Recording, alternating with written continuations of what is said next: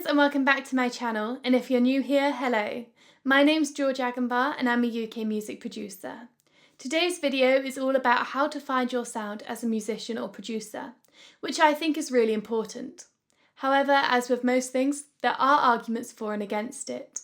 So if you want to learn a little bit more about this, make sure you stay tuned and hit the subscribe button and notification bell for new videos every Wednesday. And things will never be the same when I hear your name since you kissed me in the rain. You need to find your sound as a musician or as a producer. You hear that said a lot. But what actually is your sound? Why do I need a sound? And how on earth do I find my sound? Let's start with what people mean when they say your sound. Now, you can come up with many different ways to explain this concept. But I think one of the best that I've seen is the result of combining your individual personality in your music by adding individual touches and changes. And now, whilst I think this is a really good definition for it, I'm not completely 100% sold on this definition, because I don't think that's all it is. Yes, you need to add your own touch to your music, you need to add in your own individuality.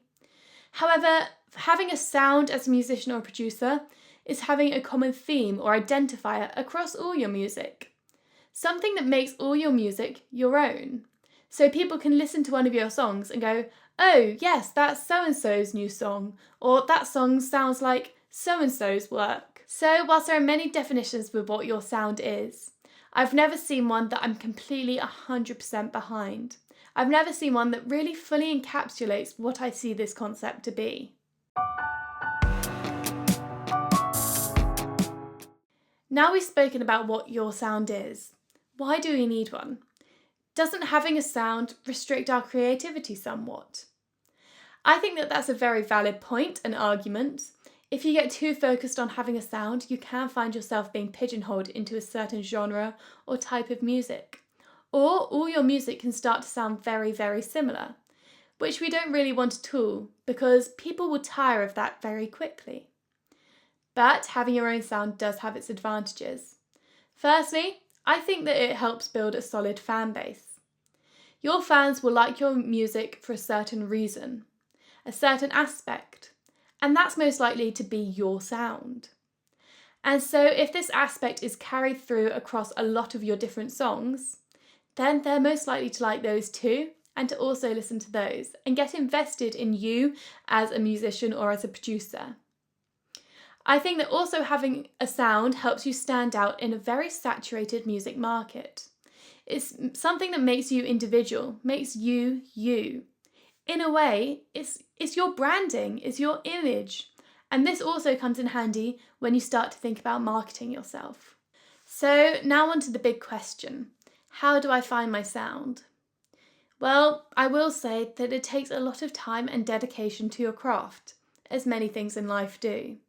A good starting point would be to listen to a lot of your favourite music and try and analyse exactly what you like in that music.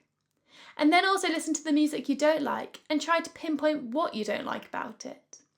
By doing this, you'll start to develop your own taste in music. And having this taste will help you develop your own sound because you know what you like and what you don't like. Another really important thing to do is to put the hours in. It's reckoned that it takes 10,000 hours at least to become an expert at something.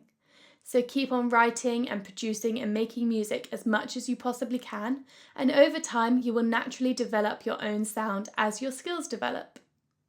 Sometimes also using specific sounds or instruments or gear can help you develop your sound. However, I wouldn't be the biggest advocate of doing this, and that's just because I personally think this leaves you a lot more susceptible to your music sounding the same if you're using the same sounds or the same gear. You could also try crossing genres to create a brand new genre. And this will make your music instantly unique and recognisable. A great example of this is Lil Nas X, who has crossed country and hip hop mainly, and created this brand new, brilliant genre of music, which has really taken the charts by storm recently. Is there anything you should try to avoid doing when you're trying to find your sound? I would say that the biggest thing to avoid doing is hopping on a trend. This is because trends come and go. So you'll have gotten on the trend, you'll be making great music. However, as soon as that trend passes, you're in the exact same place as you were before. You haven't really found your own sound.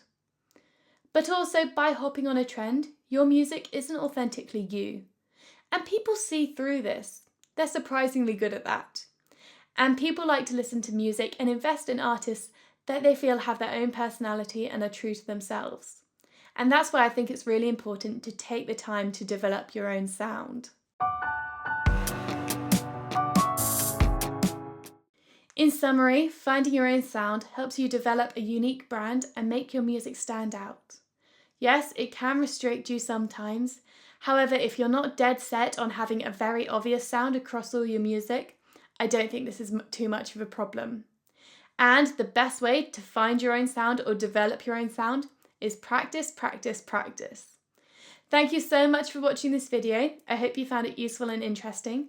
Let me know what you thought in the comments below and if there are any other videos you'd like to see in the future. Make sure you hit the subscribe button and notification bell, and I will see you again soon.